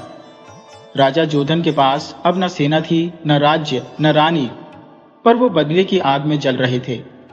अकेले वो क्या करते, तो उन्होंने अपना दिमाग दौड़ाया और एक साधु का रूप धरकर राजा रणजीत के राज्य के जंगलों में एक छोटी सी कुटिया बनाकर रहने लगे। राजा रणजीत अक्सर उस जंगल में रात को शिकार करने जाते थे। एक बार वो अपने 2 सैनिकों के साथ रात को जंगल में शिकार करने गए थे। अचानक बारिश शुरू हो गई। जंगल में उन्हें अब छिपने के लिए कोई जगह चाहिए थी। वो इधर उधर छिपने की जगह ढूंढने लगे, पर जंगल में घने पेड़ पौधे और कंटीली झाड़ियों के सिवा और क्या था। बहुत इधर उधर भटकने पर उन्हें एक छोटी सी कुटिया दिखी। राजा तुरंत उस कुटिया के पास पहुंच गए। उन्होंने देखा कि वहां एक साधु ध्यान में बैठे थे। राजा के कदमों की आहट सुनकर उन्होंने अपनी आंखें खोली और बोले, आओ राजा रणजीत, हमारी कुटिया में तुम्हारा स्वागत है। राजा को अपने ऊपर घमंड हुआ कि मैं तो कभी इस साधु से मिला ही नहीं, पर मैं इतना मशहूर हूं कि जंगल में अकेले रहने वाले महात्मा भी मुझे जानते हैं। पर थोड़ी देर में उन्हें अपनी भूल महसूस हुई कि साधु मुझे इसलिए नहीं जानते कि मैं एक राजा हूं, बल्कि उनके पास दिव्य दृष्टि होती है और वो दिव्य दृष्टि से सब कुछ देख लेते हैं। ये महात्मा बहुत पहुंचे हुए लगते हैं। राजा ने महात्मा से कहा, महात्मा, आप कोई पहुंचे हुए महात्मा लगते हैं। साधु बोले, हाँ राजन, मैं राजाओं के भूत भविष्य सब देख लेता हूं। मैं देख रहा हूं कि तुमने भूतकाल में कई राजाओं को हराया है, उनका राज्य तक ले लिया है। तुम एक वीर राजा हो, पर तुम्हारा भविष्य अच्छा नहीं दिख रहा। तुम्हें अपनी ही एक बेटी के जन्म लेने से तुम्हारा सब कुछ खत्म होता दिख रहा है। राजा बोले, महात्मा, साफ साफ समझाइए कि बेटी के जन्म लेने से मेरा किस तरह नुकसान हो जाएगा। तब उस धोखेबाज साधु जोधन ने बताया कि हे महाराज, जब कभी तुम्हारे महल में रानी किसी लड़की को जन्म देगी, वो लड़की ही तुम्हारे लिए काल बन जाएगी। उसके जन्म लेने के 7वें दिन से तुम्हारा सर्वनाश होना शुरू हो जाएगा। तुम्हारे राजकुमार की अचानक ही मृत्यु हो जाएगी। अभी तुम उस दुख से उभर भी नहीं पाओगे कि तुम्हारी पत्नी की मृत्यु हो जाएगी। तुम रानी के वियोग में पागल हो जाओगे और कुछ दिन बाद तुम्हारी भी मृत्यु हो जाएगी। राजा यह सुनकर बहुत घबरा गए। उन्हें ख्याल आया कि मेरी रानी तो गर्भवती है, अगर उसने बेटी को जन्म दे दिया तो मेरा तो सब कुछ खत्म हो जाएगा। वो घबराकर साधु से बोले, महाराज, यदि बेटी ने जन्म ले ही लिया तो उससे बचने के लिए क्या करना पड़ेगा। साधु बना जोधन साफ देख रहा था कि राजा मेरी बात सुनकर डर गया है, तो वो बोला, राजन, तुम्हें चाहिए कि तुम संतान पैदा ही न करो, और यदि रानी पहले से गर्भवती है तो बच्ची के जन्म तक उसका इंतजार करो और जन्म लेते ही उसे लाकर मुझे सौंप दो। मैं उसे जीते जी आपको सौंप दूंगा, या फिर तुम खुद उसका अपने हाथों से वध कर दो, मगर इससे तुम्हें अपनी बेटी की हत्या का दोष लग जाएगा। माता लक्ष्मी तेरा साथ छोड़ देंगी, तू कंगाल हो जाएगा। माता लक्ष्मी बेटी को मारने वाली के पास कभी नहीं ठहरती, इसीलिए तेरे पास एक ही उपाय है कि तू उस बेटी को मुझे सौंप दे। साधु बने जोधन की नीयत जन्म लेने वाली बच्ची के प्रति भी ठीक नहीं थी। उसने सोच रखा था कि यदि राजा को बच्ची जन्म ले लेती है और वो मुझे लाकर सौंप देता है तो मैं उसका लालन पालन कर बड़ा कर दूंगा। जब वो 15 साल की हो जाएगी तो उससे शादी कर लूंगा और उसके सहारे ही फिर अपना राज्य वापस पा लूंगा। राजा रणजीत उसकी नीयत को भांप नहीं पाए। वो उसे पहुंचे हुए साधु मानकर बेटी के जन्म पर उसे सौंपने का वादा कर वापस लौट आए। अब वो निश्चिंत थे कि यदि रानी को बेटी भी हुई तो मैं उस बेटी को उस महात्मा को सौंप दूंगा। मगर उनकी चिंता और गहरी हो गई जब वो जंगल में दोबारा महात्मा से मिलने गए तो देखा कि महात्मा तो यहाँ है नहीं, उनकी हड्डियां बिखरी पड़ी हैं। राजा समझ गए कि महात्मा को कोई जानवर मारकर खा गया है। अब मेरा क्या होगा? अगर मुझे बेटी हो गई तो उससे कौन बचाएगा? राजाओं के पास ज्यादा सोचने समझने की शक्ति नहीं होती थी। वो नहीं समझ पाए कि यदि महात्मा सिद्ध होते तो उन्हें जानवर कैसे मार सकता था। जिसे अपना खुद का भविष्य पता नहीं, वो दूसरे के विषय में भविष्यवाणी कैसे कर सकता है? राजा को तो बस अपने सर्वनाश की चिंता खाई जा रही थी कि अब मेरा क्या होगा, मुझे कौन बचाएगा। वो बहुत सोच विचार कर महल लौट आए और रानी के पास जाकर बोले कि महारानी, आपको कुछ ही दिनों में बेटा या बेटी होने वाली है।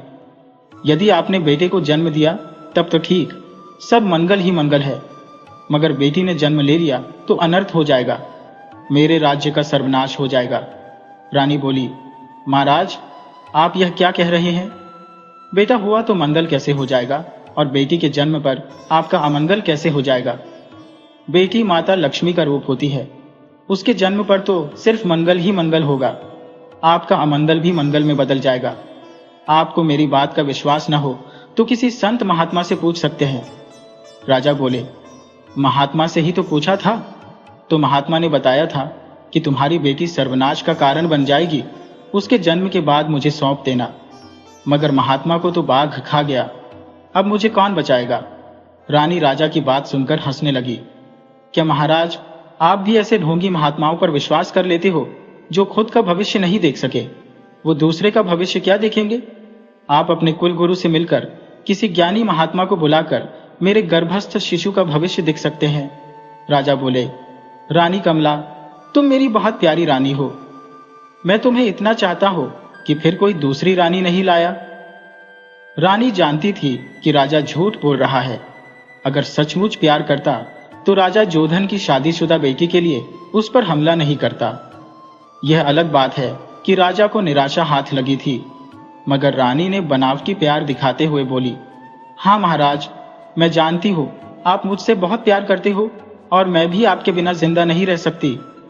राजा बोले, रानी, यदि तुम्हें बेटी जन्म ले ली तो उसे तुरंत मुझे सौंपना होगा, मैं उसकी हत्या कर दूंगा। रानी बोली, ठीक है महाराज, जैसी आपकी इच्छा। वैसे आप निश्चिंत रहिए, राजमहल में बेटी नहीं, बेटा का जन्म होगा। राजा जब रानी के पास से चला गया तो रानी को बहुत चिंता हुई कि जन्म पर तो किसी का अधिकार नहीं हो सकता है। मुझे राजकुमारी ही पैदा हो जाए तो राजा तो उसे मार डालेगा, तो मुझे दोनों परिस्थितियों के लिए तैयार रहना चाहिए। यदि बेटी हुई तो उसे राजा से कैसे बचाना है। उसकी एक खास दासी थी, लखनी दासी। लखनी महारानी की प्रिय सहेली भी थी और रानी की विश्वसनीय भी। तो रानी ने उससे बताया कि यदि मुझे बेटी हुई तो राजा उसकी हत्या कर देगा, मगर हमें उस बेटी को हर हाल में बचाना है। मैं जब राजा के साथ देवी दर्शन को गई थी तो माँ दुर्गा से अपने लिए बेटी मांगी थी, निश्चित है मुझे बेटी ही होगी। दासी लखनी बोली, रानी आप चिंता मत करो, आखिर आपकी यह दासी किस दिन काम आएगी, मैं उसे अपने पास लेती जाऊंगी, उसका लालन पालन कर दूंगी। रानी उसकी बात सुनकर निश्चिंत हो गई। संयोग से बेटी के जन्म के वक्त राजा शिकार को चला गया था। रानी ने बेटी को जन्म दिया। दासी तुरंत उसे अपने साथ लेती गई। राजा जब सुबह में आए तो उन्हें जानने की जिज्ञासा हुई कि रानी ने कहीं बेटा या बेटी को जन्म तो नहीं दिया है। रानी ने पहले ही दाई को 1000 सोने के सिक्के देकर तैयार कर लिया था कि राजा से क्या कहना है। राजा रानी के पास न आकर दाई को बुलवाया और पूछा, दाई, क्या रानी को प्रसव हुआ? दाई रोनी सूरत बनाकर बोली, हाँ महाराज, रानी को रात को प्रसव हुआ था। उन्हें एक मृत बच्ची पैदा हुई थी। मैंने उसे महल के पीछे दफना भी दिया है, मगर इस बात की खबर रानी को नहीं है। अभी वो बेहोश पड़ी है। अब मैं सोच रही हूँ इस राज को रानी से कैसे छुपाया जाए। रानी के होश में आने पर उससे क्या बताया जाए। राजा बोले, रानी से सच बता देना कि मृत बच्ची हुई थी। तुमने बहुत अच्छा किया, मेरे सिर से बला टल गई। इस प्रकार राजा निश्चिंत हो गए। उन्हें अब सर्वनाश का भय नहीं था। उधर राजकुमारी दासी लखनी के घर पलने लगी। रानी राजकुमारी के लिए लखनी को हर सुविधा मुहैया करा दे रही थी। अब राजकुमारी 5 साल की हो चुकी थी। लखनी उसे लेकर पहली बार राजमहल आई तो राजा को आश्चर्य हुआ कि दासी का तो विवाह ही नहीं हुआ है, तो फिर उसके पास इतनी सुंदर बेटी कहां से आ गई। राजा ने दासी से पूछा कि क्या तुमने विवाह कर लिया? दासी बोली, नहीं महाराज, मैंने कोई विवाह नहीं किया। भला मैं आपके महल के नियम कैसे तोड़ सकती हो? महल में तो सिर्फ कुमारी दासियां ही रह सकती हैं। विवाह होने पर उसे महल छोड़ना पड़ता है। ये बेटी मेरे भाई की है। दरअसल इस बेटी के जन्म के वक्त इसकी मां की मृत्यु हो चुकी थी, तो मजबूरीवश इसका लालन पालन मुझे ही करना पड़ा। कुछ और बड़ी हो जाएगी तो खुद भाई के पास चली जाएगी। राजा 5 वर्ष की लड़की पर मोहित हो गया था। उसे लगा जब 14-15 साल की हो जाएगी तो गजब की सुंदर लगेगी। उस वक्त तो मैं इससे विवाह भी कर सकता हूँ। मनुष्य की बुद्धि भ्रष्ट होती है तो उल्टा ही सोचने लगता है। जिसका 10 वर्ष का राजकुमार है वह 10 वर्ष बाद भी राजकुमार के नहीं, अपने विवाह के विषय में सोचता है। वो दासी से बोले, लखनी, तुम्हें इस बच्ची को अपने भाई के पास भेजने की जरूरत नहीं। मैं खुद इसके पालन पोषण का खर्चा दे दिया करूंगा। तुम इसे एक राजकुमारी की तरह पालन करो। लखनी राजा की नीयत नहीं समझ पाई। बोली, महाराज, ठीक है, जैसा आप कहेंगे मैं वही करूंगी। बड़ी होने तक अपने पास ही रखूंगी। राजा उस लड़की के लिए अलग से धन मुहैया कराने लगे। लखनी को रोज नए उपहार देते। उसको रहने के लिए बहुत सुंदर घर दे दिया। उस बच्ची के लिए एक राजकुमारी की तरह व्यवस्था करा दिया। हर सप्ताह लखनी के घर जाकर पता करते कि अब वह लड़की कितनी बड़ी हो चली है। धीरे धीरे वह समय भी आ गया जब वह 12 साल की हो गई। अच्छे खान पान और अच्छी परवरिश से लड़की जल्दी ही बड़ी हो गई। 12 वर्ष की उम्र में 16 की लगने लगी थी। राजा जब उसे देखने गए तो अपने पर काबू नहीं रख सके। वो अब 2 साल और इंतजार नहीं कर सकते थे, तो दासी लखनी के सामने उस लड़की से विवाह का प्रस्ताव रख दिया। दासी बोली, महाराज, आप राजा हो और मैं एक दासी। दासी की बेटी से आपका विवाह कैसे हो सकता है? आप विवाह की बात अपने मन से निकाल दो। राजा बोले, दासी, तुम्हें खुश होना चाहिए कि तुम्हारी भतीजी राजरानी बनने जा रही है। दासी बोली, नहीं महाराज, मैं इसका विवाह आपके साथ नहीं कर सकती। मेरा भाई इसका विवाह 5 साल की उम्र में ही कहीं और तय कर दिया था। अब तो 16 वर्ष की हो जाने पर वहां विदाई करना ही बाकी है। इस तरह तो यह आपके लिए एक पराई स्त्री है। आप राजा हो, आपकी प्रजा आपकी पुत्र पुत्री होते हैं, तो उस स्थिति में भी आपका विवाह नहीं हो सकता। राजा बोले, मूर्ख, मैं कब से तुझे समझा रहा हूं और तू मुझे प्रवचन सुना रही है। तुझे नहीं पता कि अपने राज्य के अंदर हर सुंदर चीज पर राजा का अधिकार होता है, वह चाहे किसी की पत्नी ही क्यों ना हो। तुम तुरंत विवाह की तैयारी करो। लखनी बोली, राजन, भले मुझे आपकी नौकरी छोड़नी पड़े, दूसरे राज्य में जाकर बसना पड़े, मगर अपनी बेटी का विवाह आपसे नहीं कर सकती। दासी की बातों से राजा बेचैन हो उठा।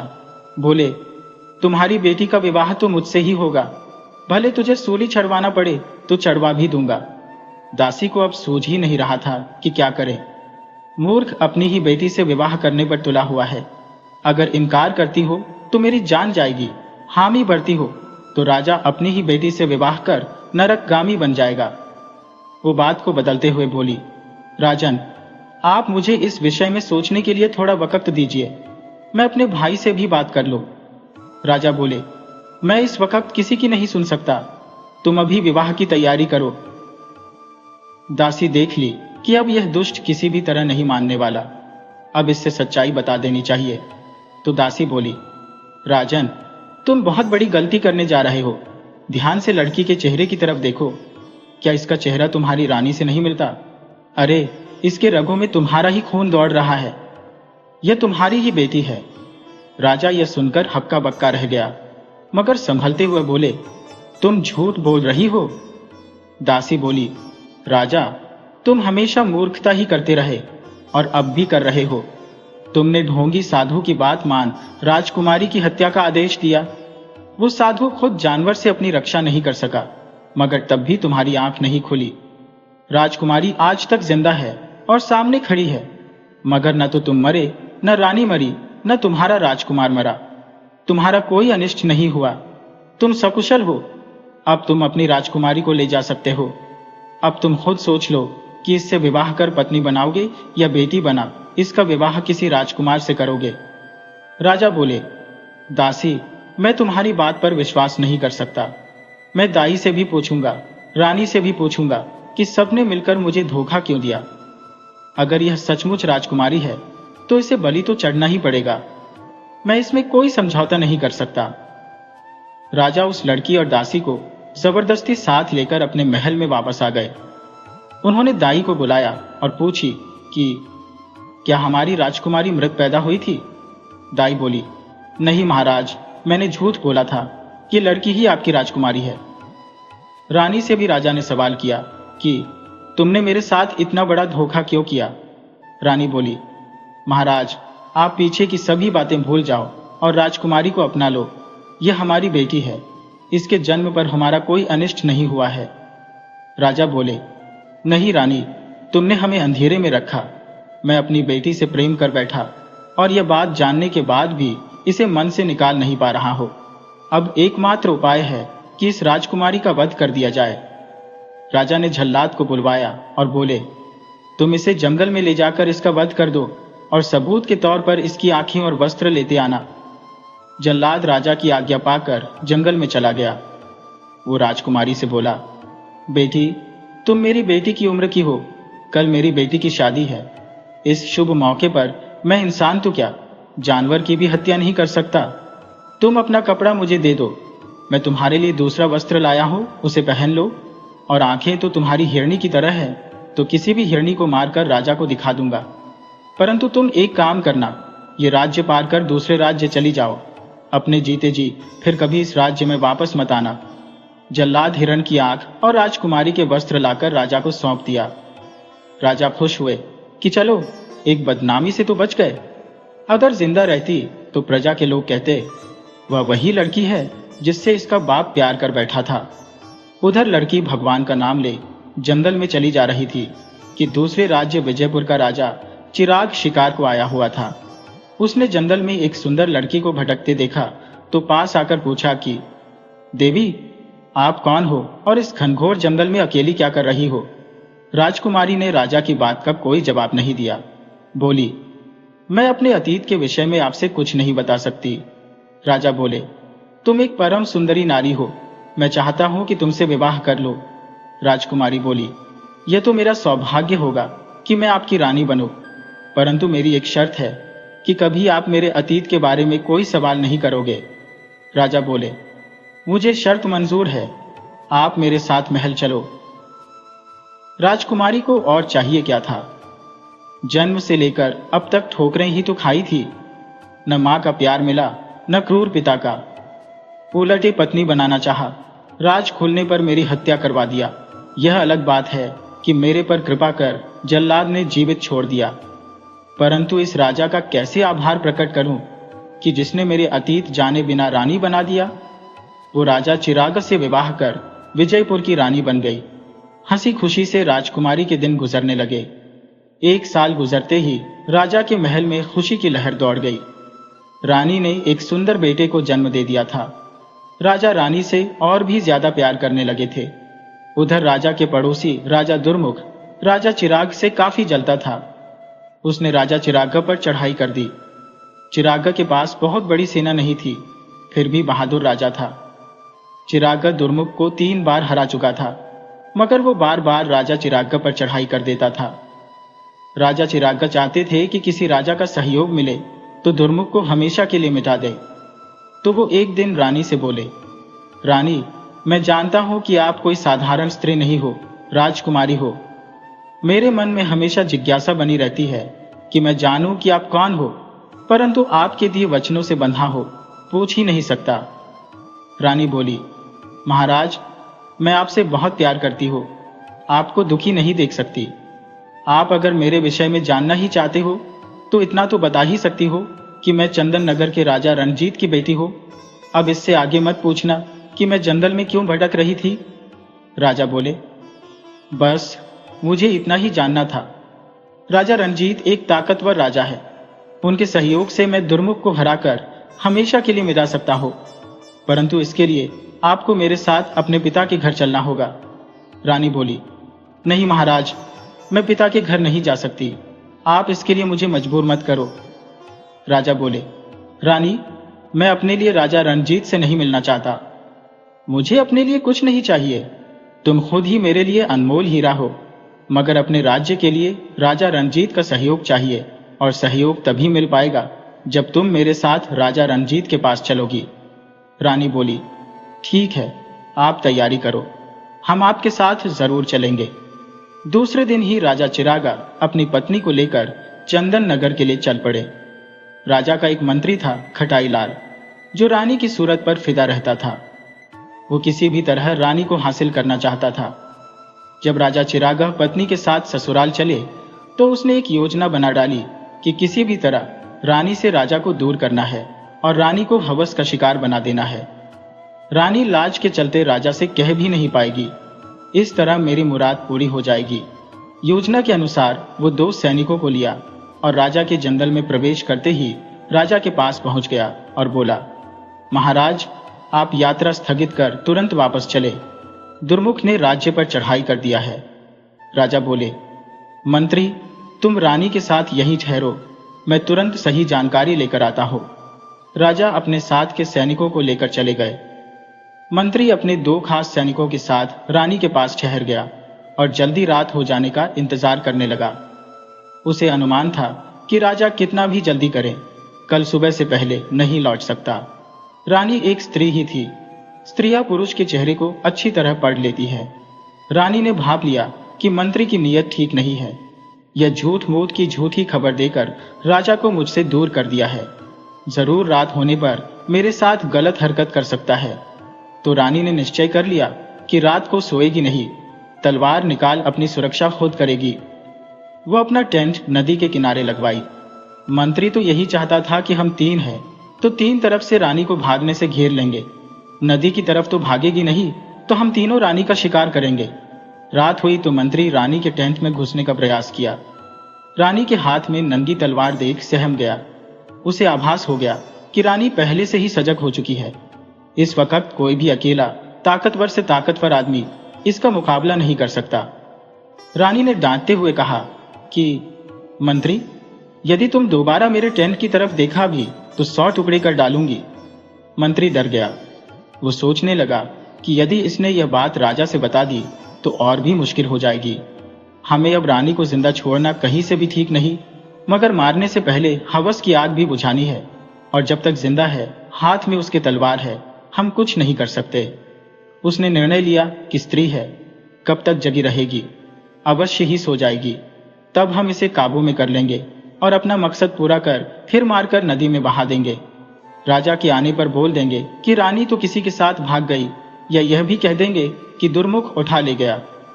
मंत्री रात भर प्रयास करता रहा, मगर रानी तलवार ली खड़ी रही। भोर होने को आई तो वो अपने दोनों सैनिकों से बोला कि या तो किसी भी तरह हमें रानी का वध करना होगा, या फिर राजा हम तीनों का वध कर डालेगा। सैनिक भी डर गए।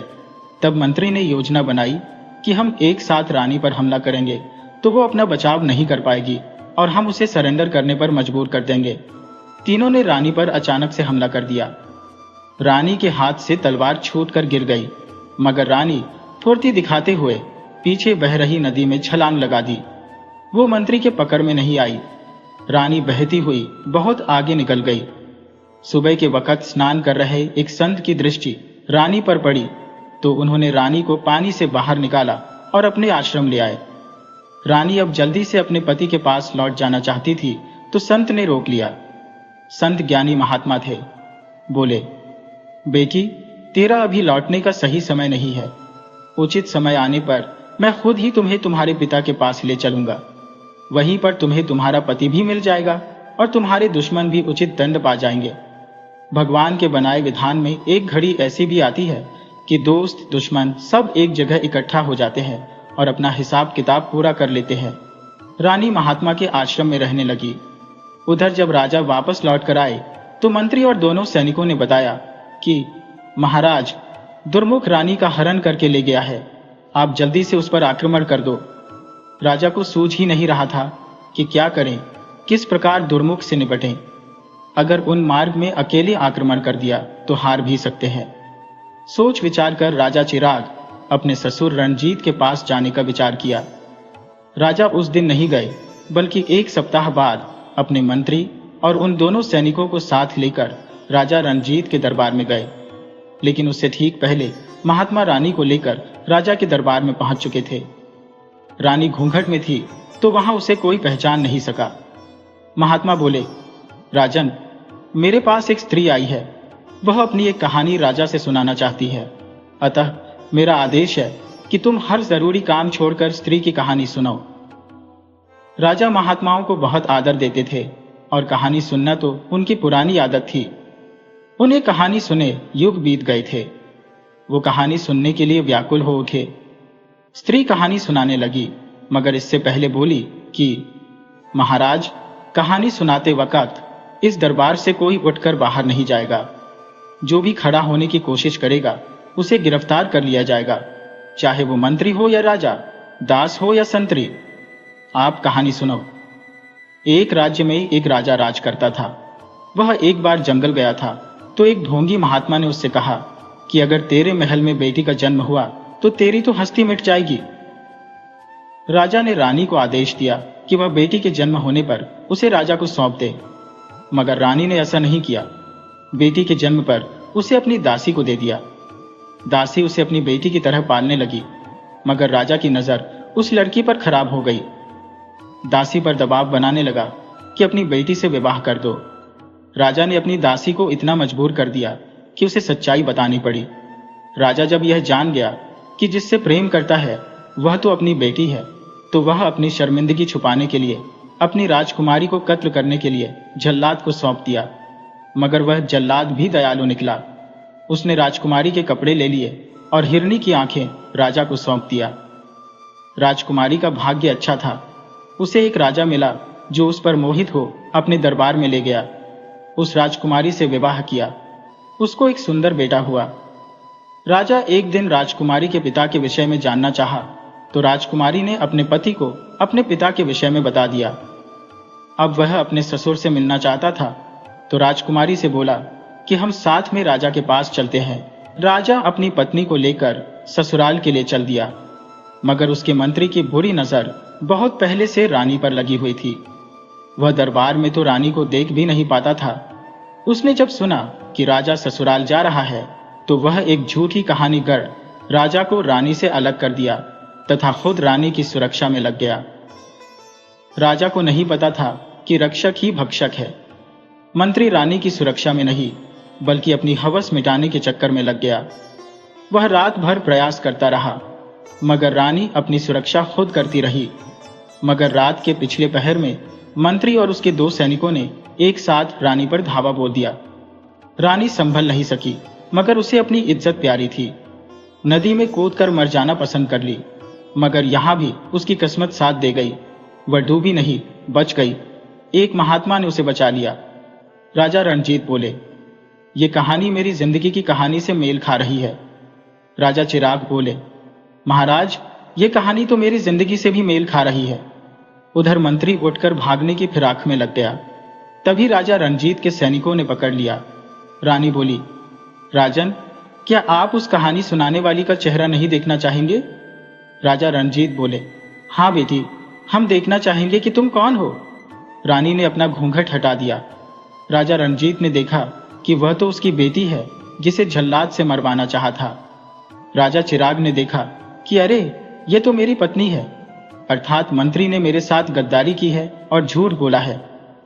राजा चिराग ने बिना देर किए मंत्री और उसके दोनों चहेते सैनिकों को मार डाला।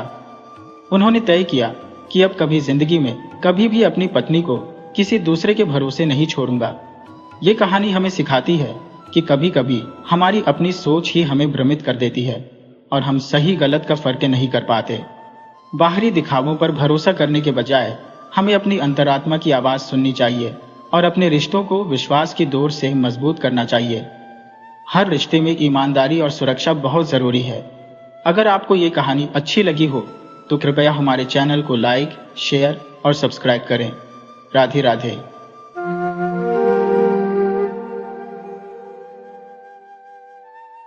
तो दोस्तों, इसी तरह की कहानियां देखने के लिए आप चैनल को सब्सक्राइब कर लीजिए। वीडियो अच्छी लगी तो उसे लाइक कीजिए और साथ ही साथ अपने अच्छे कमेंट करना बिल्कुल मत भूलिएगा। मिलते हैं आपसे अगली कहानी में।